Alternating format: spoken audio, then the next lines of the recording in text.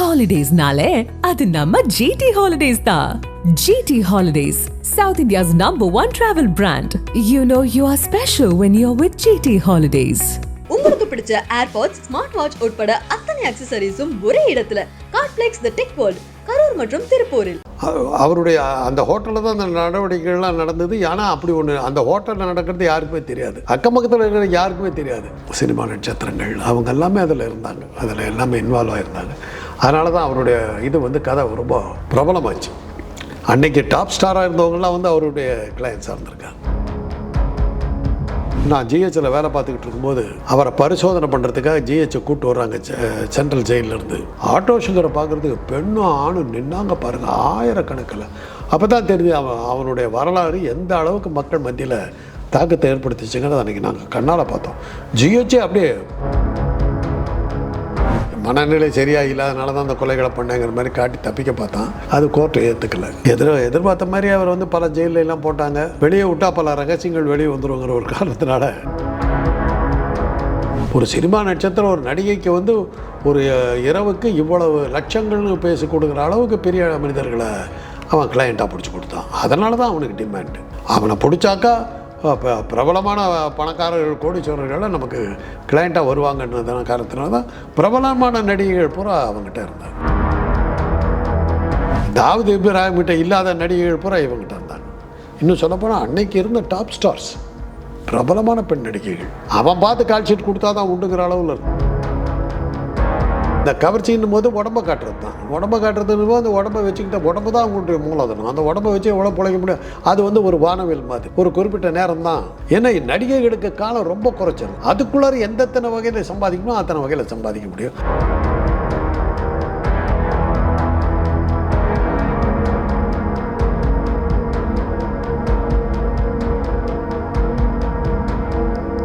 ஆகாயம் தமிழ் நேயர்களுக்கு வணக்கம். இன்னைக்கு நம்மிடையே டாக்டர் காந்தராஜ் அவர்கள் இணைஞ்சிருக்காங்க. சினிமா, அரசியல், சமூகம் குறித்து பல விஷயங்களை இன்னைக்கு பேச போகிறோம். வாங்க பேசலாம். வணக்கம் சார். ஆட்டோ சங்கர் அப்படின்ற ஒரு தாதா தமிழகத்தையே கலக்கிட்டு இருந்ததா சொல்கிறாங்க. அது மட்டும் இல்லாமல் இவரை தூக்கிலிட்டதுக்கு பின்னாடி பல பின்னணிகள் இருக்குன்னு சொல்கிறாங்களே, இது உண்மைதானா? இன்றைக்கு ஒரு பெரிய பரபரப்பு, பயங்கர பரபரப்பு. ஆட்டோ சங்கரால் கொலை செய்யப்பட்டு பல பேர் யாரோ காணாமல் போனாங்கன்னு பார்த்தாக்கா ஆட்டோ சங்கர் தான் அதுக்கு காரணம் இருந்தது. திருவான்மியூர் பகுதியில் பயங்கரமான ஒரு ஆளாக அவர் இருந்தார். ஒரு ஹோட்டல், அவருடைய அந்த ஹோட்டலில் தான் அந்த நடவடிக்கைகள்லாம் நடந்தது. ஆனால் அப்படி ஒன்று அந்த ஹோட்டலில் நடக்கிறது யாருக்குமே தெரியாது, அக்கம் பக்கத்தில் இருக்கிற யாருக்குமே தெரியாது. ஆட்டோ சங்கர் அந்த மாதிரி கொலை பண்ணி போட்டார், அவங்க புதைச்சிருக்காங்க அப்படிங்கிறது அந்த பக்கத்தில் வசிக்கிறவங்களுக்கு கூட தெரியாது. அந்த அளவுக்கு அது ரகசியமாக நடந்தது. அதில் பல விஷயங்களை உள்ள ஆழமாக பார்க்கும்போது அதில் காவல்துறையினுடைய ஈடுபாடு நிறையா இருந்தது. காவல்துறையினுடைய பின்னணியில் தான் அவர் எல்லாத்தையுமே பண்ணார். அது மாத்திரம் இல்லாமல் ஒரு வார பத்திரிக்கை ஆட்டோ சங்கருடைய வரலாறை எழுதின போது காவல்துறையுடைய மிகப்பெரிய அதிகாரிகள்லாம் எப்படி அவருக்கு கீழே ஆட்டோ சங்கர் கீழே ஒர்க் பண்ணாங்கங்கிற மாதிரி தகவல்லாம் வந்தது. அதில் பல பிரபல நட்சத்திரங்கள், சினிமா நட்சத்திரங்கள் அவங்க எல்லாமே அதில் இருந்தாங்க, அதில் எல்லாமே இன்வால்வ் ஆகிருந்தாங்க. அதனால தான் அவருடைய இது கதை ரொம்ப பிரபலமாச்சு. அன்னைக்கு டாப் ஸ்டாராக இருந்தவங்கலாம் அவருடைய கிளையன்ஸாக இருந்திருக்காங்க. அதெல்லாம் தான் ஆட்டோ சங்கருக்கு ஒரு பெரிய பிரபலத்தை கொடுத்துச்சு. எதிர்பார்த்த மாதிரி அவர் பல ஜெயிலெல்லாம் போட்டாங்க. வெளியே விட்டால் பல ரகசியங்கள் வெளியே வந்துருங்கிற ஒரு காரணத்தினால தூக்கு தண்டனை கொடுத்து தூக்கில் போட்டாங்க. அவர் வெளியே இருந்திருந்தாக்க என்ன பல விஷயங்கள் வந்துருக்கும். ஏன்னா இந்த மாதிரி கொலைகளுக்கு பல சமயங்களில் ஆயுள் தண்டனை கொடுத்துட்டு வெளியே விடுறதெல்லாம் உண்டு. அந்த சான்ஸே அவங்க எடுக்கலை, நேரடியாக கொடுத்தாங்க. ஆட்டோ சங்கர் அப்பீல் எங்கே போகல. ஆட்டோ சங்கர் எவ்வளோ பிரபலமாக இருந்தாருனாக்கா, நான் ஜிஹெச்சில் வேலை பார்த்துக்கிட்டு இருக்கும்போது அவரை பரிசோதனை பண்ணுறதுக்காக ஜிஹெச்சை கூப்பிட்டு வர்றாங்க சென்ட்ரல் ஜெயிலிருந்து. நான் என்னுடைய டிபார்ட்மெண்ட்டுக்கு போகிறேன். ஒரு ரோடை கிராஸ் பண்ணி ஒரு போர்ட்டிகோவை கிராஸ் பண்ணி இப்போ திரும்பணும். அந்த போர்ட்டிகோவிலேருந்து அந்த சாலை, அந்த டிபார்ட்மெண்ட்டுக்கு போகிற ரோடு ரெண்டு பக்கம் ஆயிரக்கணக்கில் நிற்கிறாங்க. என்ன யார் வரும்? நான் ஒரு ரோட, ஏன்னா அது கார்டியாலஜி டிபார்ட்மெண்ட் பக்கத்தில், அங்கெல்லாம் பார்த்திங்கன்னா பிரசிடென்ட் ஆஃப் இந்தியா எல்லாம் வருவாங்க. அதனால் அந்த இடத்துல அந்த கூட்டம் இருக்கும். ஆனால் அன்றைக்கி அளவுக்கு மிஞ்சின கூட்டம். யார்ப்பா வர்றான்னு சொல்கிற ஒரு பெரிய விஐபி வர்றார். யார்? ஆட்டோ சங்கர். ஆட்டோ சங்கரை பார்க்குறதுக்கு பெண்ணும் ஆணும் நின்னாங்க பாருங்கள், ஆயிரக்கணக்கில். அப்போ தான் தெரிஞ்சு அவனுடைய வரலாறு எந்த அளவுக்கு மக்கள் மத்தியில் தாக்கத்தை ஏற்படுத்திச்சுங்கிறத அன்றைக்கி நாங்கள் கண்ணால் பார்த்தோம். ஜிஹெச்சே அப்படியே ஸ்டாம்பிட் அந்த அளவுக்கு ஆட்டோ சங்கர் வராமல் எங்கெங்கேருந்தோ வந்து இறங்கிட்டாங்க. அவ்வளோ க்ரௌடு.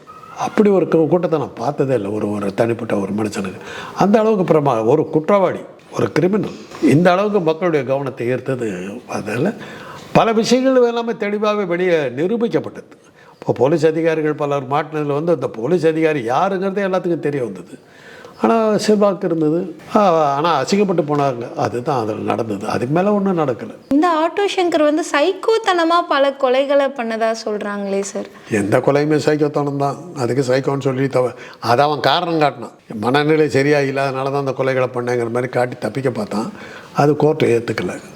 சைக்கோ கொலைகள் தான். சின்ன சின்ன காரணகாரியம் இல்லாமல் சின்ன சின்ன விஷயத்துக்கெல்லாம் கொலை பண்ணி போட்டான். தன்னுடைய விஷயங்கள் தெரிஞ்சிடும், தன்னுடைய இதை தெரிஞ்சிடும் அப்படின்னு. அப்புறம் வந்து இந்த செக்ஸ் விஷயத்துக்காக வர்றவங்கள வந்து ஏமாற்றிட்டு தன்னை இது பண்ணுறவங்களும் அவங்களெல்லாம் தீர்த்தான். அந்த மாதிரி பல பல கொலைகள் ஏறத்தாழ ஒரு 15-16 கொலைகளை பண்ணி அந்த இடத்துலையே போச்சான். திருவான்மியூர்லேயே புதைச்சது தான். அது சுடுகாட்டுக்கெல்லாம் கொண்டு போகாமல் அங்கேயே போச்சு. அது மேலே சிமெண்ட்டெல்லாம் பூச்சி விட்டு குடியிருப்பு பகுதிகளிலேயே கொலை பண்ணி போட்டு இது பண்ணது தான் அவனதில் விசேஷம். ஏதோ ஊருக்கு வெளியெல்லாம் கொலை பண்ணி போடுவாங்க, அங்கே இருக்கிற ஆற்றை தூக்கி போட்டுருவாங்க, அழுகிய பணம் கிடையாது. அந்த மாதிரி கதையே இவனதில் இல்லை. கொன்னா நல்ல திருவான்மியூர் போன்ற ஒரு நல்ல ஒரு மக்கள் வசிக்கிற ஒரு பகுதியில் அந்த கொலைகள் நடந்தது. அந்த இடத்துலையே அவங்கள புதைச்சி ஒரு சிமெண்ட் போட்டு மூடிட்டான். அதுதான் அதில் அவனுக்கு கிடைச்ச விசேஷமான ஒரு பார்வைக்கு காரணம். குடியிருப்பு பகுதிகளிலேயே அந்த கொலையை பண்ணி அதை அப்படியே மறைச்சாங்க. யாருக்குமே தெரியல. அப்படி ஒரு கொலைகள் நடக்கிற இடம் இந்த ஹோட்டலில் தான் இதெல்லாம் நடந்துங்கிறது சொல்லும்போது எல்லாம் தினம் வந்து நம்ம டீ குடிச்சோமேடா, தினம் இங்கே தான் உட்காந்து நம்ம கூட தங்கியிருந்தோமே. அவங்க தங்கிட்டு இருக்கும்போதே நடந்துருக்குது. அவ்வளோ சகஜமாக மக்கள் போக்குவரத்து இருந்த இடத்துல, பொது ஜனங்கள் நடமாட்டம் அதிகமாக இருந்த இடத்துல விபச்சாரமும் நடந்தது, கொலைகளும் நடந்தது. அதுதான் ஆட்டோ சங்கரத்தில் வந்து புதியதான ஒரு விஷயம். Okay sir. ஆட்டோ சங்கருக்கும் சினிமா பிரபலங்களுக்கும் நிறைய தொடர்பு இருந்ததாக சொல்கிறாங்க. பெரிய பெரிய கிளையண்ட்டை வந்தால் பிடிச்சி கொடுத்தான். ஒரு சினிமா நட்சத்திரம் ஒரு நடிகைக்கு வந்து ஒரு இரவுக்கு இவ்வளவு லட்சங்கள்னு பேசி கொடுக்குற அளவுக்கு பெரிய மனிதர்களை அவன் கிளையண்ட்டாக பிடிச்சி கொடுத்தான். அதனால தான் அவனுக்கு டிமாண்டு. அவனை பிடிச்சாக்கா பிரபலமான பணக்காரர்கள் கோடீஸ்வரர்கள் நமக்கு கிளையண்ட்டாக வருவாங்கன்றதான காரணத்தினால தான் பிரபலமான நடிகைகள் பூரா அவங்ககிட்ட இருந்தாங்க. அவன் பார்த்து கால் ஷீட் கொடுத்தா தான் உண்டுங்கிற அளவில் இருந்தது. அந்த மாதிரி இருந்தது. அது மாதிரி இன்னொரு ஆள் வந்து தாவூத் இப்ராஹிம், இன்டர்நேஷ்னல் ஸ்மக்லரு தாதா அப்படின்லாம் சொல்லப்பட்ட தாவூத் இப்ராஹிம் வந்து தமிழ் படம் உலகையே கையில் வச்சிருந்தேன். அவங்ககிட்ட தான் கால் ஷீட் கேட்க முடியும். அது மாதிரி 2 பேர் ஆட்டோ சங்கர், தாவூத் இப்ராஹிம் 2 பேர் தான் அந்த மாதிரி வச்சுருந்தாங்க. தாவூத் இப்ராஹிம் இன்னும் உயிரோடு தான் இருக்கிறதா சொல்கிறாங்க. ஏன்னா எந்த அளவுக்கு இருந்தான்னாக்கா அவன் தான் இந்த கிரிக்கெட்டு, ஷார்ஜா கிரிக்கெட் அவன் தான் நடத்தினான். கிரிக்கெட் சூதாட்டமே அவன் தான். கிரிக்கெட்டில் சூதாட்டத்தை பெருசாக கொண்டு வந்தது தாவூத் இப்ராஹிம். அது மாதிரி ஆள். ஆனால் ஆட்டோ சங்கர் வந்து இந்த கேம்ஸுக்கெல்லாம் போகலை. ஆனால் இப்போ தாவூத் இப்ராஹிம் கிட்ட இல்லாத நடிகைகள் பூரா இவங்ககிட்ட இருந்தாங்க.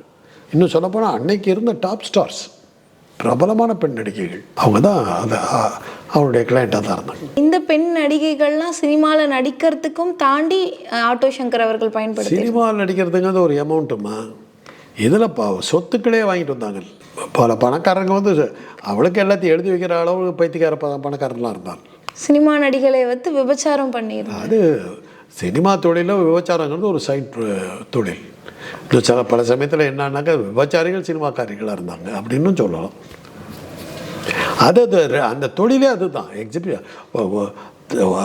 நடிகைக்கு என்னம்மா நடிப்பை வந்து யார் பார்த்தா? ஒரு நடிகைன்னு வரும்போது கவர்ச்சிக்காக தான் நடிகையே பயன்படுத்துகிறோம்.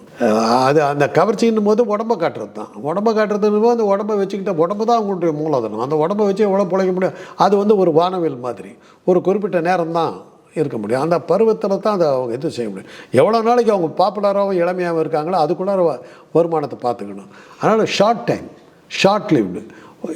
ஆண் நடிகர்களில் 40 வருஷம் 50 வருஷம் ஆக்டர் இருந்தவன் இருக்கான். நடிகைகள் வந்து அதே நடிகருக்கு அம்மாவை வந்து காணாமல் போயிட்டான். ஏன்னா நடிகைகளுக்கு காலம் ரொம்ப குறைச்சல். அதுக்குள்ளார எந்தத்தனை வகையில் சம்பாதிக்கணும் அத்தனை வகையில் சம்பாதிக்க முடியும். நடிகையாக வர்றவங்க வந்து கற்போடு இருக்கிறதுங்கிறது அவ்வளோ சுலபம் கிடையாது. என்னன்னா அந்த அறிமுகம் ஆகும்போது ஒரு மேக்கப் போடுறதுக்கு ஒரு மேக்கப் மேனுக்கிட்ட விடுவாங்க. அந்த மேக்கப் மேனே காலி பண்ணிவிடுவோம். அவங்கக்கிட்ட சரியான முறையில் இருக்கலைன்னாக்கா அந்த மேக்கப்பை வந்து போட்டு கொலை பண்ணி கேமராவில் காட்டும்போது மூஞ்சியை பிசாஸ் மாதிரி பண்ணி விட்ருவாங்க. ஆனால் மேக்கப் மேனுக்கிட்டே முறைச்சிக்கவே முடியாது. அதே மாதிரி டான்ஸ் மாஸ்டர்கிட்ட முறைச்சிக்கவே முடியாது. டான்ஸ் மாஸ்டர் வந்தால் எல்லா நடிகர்களும் காலில் விழுந்து கும்பிடுவாங்க. டைரக்டருக்கு கூட விழுக மாட்டாங்க. இந்த இவங்களுக்கு அவங்கெல்லாம் அந்த மாதிரி ஒரு கட்டுப்பாட்டில் வச்சுருப்பாங்க. அவங்களுடைய டாமினேஷன் ஆதிக்கம் ரொம்ப ஜாஸ்தி. மேக்கப் மேனை முறைக்க முடியாது. கேமராமேன் அதே மாதிரி தான். கேமராமேன்கிட்ட முறைச்சிங்கன்னாக்கா ராங் ஆங்கிளில் கேமரா வச்சிடும். அப்படி அவங்க என்ன சொல்கிறாங்களோ அதை கேட்டாகணும். ரெண்டாவது, ஒரு மேக்கப் மேனுக்கிட்ட போன உடனே உன் உடம்பு ஃபுல்லாக பார்க்கணுன்னுவாங்க. அப்போ தான் எந்த மாதிரி ட்ரெஸ்ஸு போட முடியும், என்ன மாதிரி இதெல்லாம் இது பண்ண முடியும். ஏன்னா மேக்கப் மேனுக்கிட்ட இது பண்ணி தான் கன்சல்ட் பண்ணி தான் காஸ்ட்யூம் டிசைன் பண்ணுவாங்க. அந்த காஸ்ட்யூமில் என்ன மாதிரி காஸ்ட்யூம் போடணும், அந்த உடம்புக்கு எது போட்டால் நல்லாயிருக்கும் அப்படிங்கிறதெல்லாம் மேக்கப் மேன் தான் டிசைட் பண்ணுவோம். அப்படி அதனால் மேக்கப் மேனுக்கிட்ட வந்து முறைச்சிக்கவே முடியாது. இதெல்லாம் சினிமா துறையில் இருக்கிற ஒரு விஷயம். அதனால தான் இருக்கிற கொஞ்ச காலத்தில் எவ்வளோ சம்பாதிக்க முடியும் அவ்வளோ சம்பாதிச்சுட்டு போயிடணும் அப்படிங்கிறது தான் லட்சியம். அந்த வகையில் தான் அவங்க வந்து இந்த மாதிரி ஆட்டோ சங்கர் மாதிரி ஆட்கள்லாம் எக்ஸ்ப்ளாய்ட் பண்ணாங்க. அது அவங்க விரும்பி வந்தாங்க. ஆட்டோ சங்கர் மேலே குறை சொல்லக்கூடாது, அவங்க விரும்பி வந்தாங்க. ஓகே, இது மாதிரியான விஷயங்கள் வெளியே வரக்கூடாதுன்னு ஆட்டோ சங்கரை உடனடியாக தூக்கில் போட உத்தரவிட்டாங்களா? ராஜீவ்காந்தி கொலை வழக்கில் என்ன, கொலையெல்லாம் முடிஞ்சு அவங்க எல்லாம் ஆனதுக்கப்புறம் ஏன் இன்னும் விட மாட்டேங்கிறாங்க? வெளியில் வந்தால் கொலைகாரர்கள் யாருங்கிறத சொல்லிவிடுவாங்கங்கிற பயம் தானே. உண்மை குற்றவாளி இன்றைக்கி வரல ராஜீவ்காந்தி விஷயத்தில் வெளியே வரலையே. ஆயிரக்கணக்கான கதைகள் உங்களாகுது, இன்றைக்கி வரல வரலையே. ஏன்னா என்னைக்காவது ஒரு நாள் இவங்களை வெடி விட்டால் வந்து சொல்லிட்டாங்கன்னா என்ன பண்ணுறது? அதனால தான் ஜெயிலே வச்சுக்கிட்டு இருந்தேன். இன்றைக்கும் வச்சுருக்கேன். இதே மாதிரி சினிமா நடிகைகளுக்கு எய்ட்ஸ் இருக்கிறதா அப்பப்போ பரப்பி விட்டதாகவும் ஒரு தகவல் இருக்குது. அந்த மாதிரியும் நடந்திருக்கா? வந்தது. பிரபல நடிகையாக இருந்த ஒருத்தர் வந்து எய்ட்ஸ் வந்துருச்சுன்னு சொல்லி கிளப்பி விட்டாங்க. அவங்க ஆளுங்க வந்தாங்க. வந்து நான் அப்போ வந்து எய்ட்ஸ் கட்டுப்பாட்டு அதிகாரியாக இருந்தேன். சார் இந்த மாதிரி ஆகிப்போச்சு சார், அம்மாவுக்கு பொழப்பே போயிடுச்சு சார், சினிமாவும் இல்லை இதுவும் இல்லை சார், 2 பைக்கிட்டையும் அடிபட்டாங்க அப்படின்னு. அப்படி என்ன பண்ண சொல்கிறேன், நீங்கள் கொஞ்சம் வந்து செக் பண்ணிட்டு சொல்லுங்கள் சார். போய் பார்த்துட்டு பிளட்டெல்லாம் எடுத்துகிட்டு வந்து எல்லாம் செக் பண்ணி அவங்களுக்கு இல்லை, யாரோ வேண்டப்படாதவங்க கிளப்பி விட்டதில் அப்புறம் நான் வந்து அதை இன்டைரக்டாக வெளிப்படையாக சொல்லாமல் இந்த மாதிரி ஒரு பிரபல நடிக்க இப்படி ஆயிடுச்சுன்னாங்க. நாங்கள் பார்த்த அளவில் அது மாதிரி ஒன்றும் இல்லைங்கிறது ஒரு பத்திரிக்கையில் ஒரு பொதுவாக ஒரு கட்டுரையாக வந்ததில் இது ஒரு கூடுதல் தகவலாக இது பண்ணேன். அது அந்த பொண்ணுக்கு, அந்த நடிகைக்கு மறுபடியும் மறுவாழ்வு கிடைக்கிற அளவுக்கு வந்தது. அதே மாதிரி ஒரு பிரபல நடிகை வந்து ஒரு மருத்துவமனையில் இருந்தபோது, செக்கப் போயிருந்தபோது அங்கே இருந்த மருத்துவமனை ஊழியர்கள் எய்ட்ஸ் செக்கப் பண்ணிட்டு வெளியே கிளப்பி விட்டாங்க. அப்போ தான் அவங்க வந்து என்னை கேட்டாங்க. நான் செக் பண்ணிட்டு அது இல்லை அப்படின்னு. அது மாதிரி நிறையா கேஸுகள் வந்தது. சில இடங்களில் வந்து அவங்க பாசிட்டிவாக இருந்தாங்க, நான் ஒன்றுமே சொல்லாமல் இருந்துட்டேன். அப்புறம் நான் சொல்லிட்டேன், நீங்கள் வந்து உடல் உறவு விஷயத்தில் ஜாக்கிரதையாக இருங்க, வேண்டாம் உங்களால் மற்றவங்களுக்கு பரவுன்னு. அதை கேட்டுக்கிட்டு இருந்தாங்க. அதெல்லாம் ஆனால் அவங்கெல்லாம் கொஞ்சம் ரொம்ப மைனர், பெரிய பிரபலங்கள் இல்லை. மிகப்பெரிய பிரபல நடிகர் ஒருத்தரும் மாட்டினார். என்ன பண்ணுறதுங்கிற மாதிரி கேட்டபோது அதையே வெளியே சொல்லிக்கிட்டு இருக்காரு, கொஞ்சம் ஒழுங்காக இருந்துக்க, நீ வந்து செக்ஸ் வச்சுக்காதவர்களும் எந்த ஆபத்தும் இல்லை. ஆனால் அவர் வேறு காரணங்களால் இறந்தார். பட் எய்ட்ஸு ஒரு காரணமாக இருந்தது. நிறைய பேர் இருந்தாங்க, நிறைய நடிகர்கள்லாம் நிறைய இருந்தாங்க. இந்த எய்ட்ஸ் குறித்து சினிமா நடிகைகள் பல பேர் விழிப்புணர்வு பண்ணதாகவும் சொல்கிறாங்களே, அதுக்கு என்ன காரணம்? அது அந்த டைமில் வந்து எங்களுக்கு ரொம்ப ஹெல்ப்ஃபுல்லாக இருந்தவங்க வந்து ரேவதி, ரோஹிணி, ரஞ்சிதா, 3 Rs. இவங்க தான் என் வீட்டுக்கே வந்தாங்க. வீட்டுக்கு வந்து நாங்கள் எந்த வகையில் ஹெல்ப் பண்ணலாம். ரேவதி வந்து அவேர்னஸ் மீட்டிங்லாம் வந்து பேசுவாங்க. ரோகிணி அதே அவேர்னஸ் மீட்டிங்லாம் வருவாங்க. ரஞ்சிதா வருவாங்க. வந்து அவங்களே வந்து சொல்லுவாங்க, எய்ட்ஸ் உங்களுக்கும் வரலாம் எனக்கும் வரலான்னுவாங்க. அந்த அளவுக்கு போல்டாக பேசினாங்க. அப்புறம் அவங்கள வச்சு நாங்கள் வந்து எய்ட்ஸ் விழிப்புணர்வு படங்கள்லாம் எடுத்தோம். அதில் அவங்க வந்து ஃப்ரீயாக ஆக்ட் பண்ணி கொடுத்தாங்க. அது மாதிரி கமல்லாம் ஃப்ரீயாக வந்து ஆக்ட் பண்ணி கொடுத்தாரு. அந்த நேரத்தில் பல நடிகர்கள், சிவாஜி அவர்கள், சிவாஜி உங்களுக்கு தெரியும், எனக்கு ரொம்ப நெருக்கமானவர். டாக்டர் ராதாகிருஷ்ணன் தான் எய்ட்ஸுக்கு அப்போ சீஃபாக இருந்தார். அவர் தான் சிவாஜியினுடைய குடும்ப டாக்டர். அவர் தலைவர் வச்சு எடுத்தலாம்டா படம்னாரு. போ இது பண்ண ஒன்றுமே இல்லை என்னடா அப்படின்னாரு. இந்த மாதிரி எய்ட்ஸ் சம்மந்தமாக என்ன பண்ணோம் அப்படின்னு, இந்த மாதிரி இந்த மாதிரி ஆபத்தான விஷயமாச்சே, ஜாக்கிரதையாக இருங்கடா, ஒழுங்காக இருந்துக்கணும் அப்படின்னு அவரே டைலாக சொல்லிட்டு ஒரு 2 நிமிஷம் வச்சு எடுத்துட்டோம். நான் அப்படியே காருக்கு வந்துக்கிட்டு இருந்தார், அப்படியே முடிச்சுட்டு போயிட்டார். அதே மாதிரி தான் கமல் சொன்னோன்னு எங்கே எப்போ அப்படின்னாரு, ஏதோ ஒரு படத்தில் ஷூட்டிங்கில் உட்காந்துட்டு இருந்தார். இதை பார்த்தோன்னே பண்ணிடலாமே, ஒரு 5 நிமிஷம் விடுங்களேன் அப்படின்னு சொல்லிட்டு அந்த ஷூட்லேருந்து அப்படியே வந்து உட்காந்தாட்டு நடிச்சுட்டு போயிட்டார். பிரபு டப்புன்னு வந்துட்டாங்க. எய்ட்ஸை பேஸ் பண்ணி ஒரு படம் எடுத்தாங்க, ரிலீஸே ஆகலை படம், எடுபடல. அது வந்து மக்கள் மத்தியில் ஒரு அனுதாபத்துக்கே வரல. அவன் தப்பு பண்ணால் மாட்டான், சாப்பிட்டு போங்கிற மாதிரியான ஒரு ரியாக்ஷன் தான் பப்ளிக் மத்தியில் எய்ட்ஸ் நோயாளிகளை பற்றி இருந்தது. மற்ற நோயாளிகள் மேலே இப்போ ஒரு தொழு நோயாளி இருக்கிறான், குஷ்ண நோயின்றதுன்னா ஐயோ பாவம், ஒரு காச நோய்காரனா ஐயோ பாவம், ஒரு டயபிட்டிஸ்காரனா ஐயோ பாவம், எய்ட்ஸ் நோய் செருப்பாலடி இந்த நாய் எப்படி வந்தது. ஒழுக்கத்தின் அடிப்படையில் வர்ற டிசீஸுக்குனால் மக்களுடைய வெறுப்புக்கு ஆளான ஒரு நோய், அதில் சிம்பத்தியை கொண்டு வரவே முடியல. இந்த மாதிரி எய்ட்ஸுக்கு நடிகர்கள்லாம் விழிப்புணர்வு பண்ணிகிட்டு இருக்கும்போது எதுக்கு தவறான தகவல்கள்லாம் பரப்பணும்? இந்த நடிகைகளுக்கு எய்ட்ஸ் இருக்குது அப்படின்லாம் பரப்புறதுக்கு காரணம்? ஆமாம்மா, ஏதாவது ஒரு நியூஸ் வேணும், எனக்கு அந்த நடிகை பிடிக்கல, கிளப்பி விட்டேன், அவ்வளோதான். அப்படி பண்ணது தானே நிறையா பேர் வில்லத்தனம் பண்ணாங்க, அதுக்கு அவங்க பொறுப்படுத்திக்க முடியாது. அதில் வந்து சில பேருக்கு வந்து அதில் ஒரு விளம்பரம் கிடைக்குதுங்கிற ஒரு குஷி இருந்தது. அந்த நடிகைகளுக்கே விளம்பரம் கிடைக்கும், அதுவும் இருந்தது. இதை வச்சுட்டு கொஞ்ச நாள் ஓட்டலான்னு இருந்தாங்க. அது வந்து வாத பிரதிவாதம் நடக்கல, எனக்கு இல்லை நடிகர் அறிவிப்பு, நடிகை அறிவிப்பு அப்படின்னு சொல்லி அதெல்லாம் ஒரு செய்தியாக வருது இல்லை, நியூஸ் விளம்பரம் தானே மெயின். பிரபல நடிகர்னு எடுத்திங்கன்னா ஹாலிவுட்டில் தான் சில நடிகர்கள், ராக்கட்சன் ஒரு ஆக்டர், நீங்கள் அமிதாப் பச்சன் பார்த்தீங்கன்னாக்கா ராக்கட்சனை நிறையா காப்பி அடிச்சு பண்ணுவார். கம் செப்டம்பருங்கிற படமெல்லாம் அவர் நடித்த படம் தான்.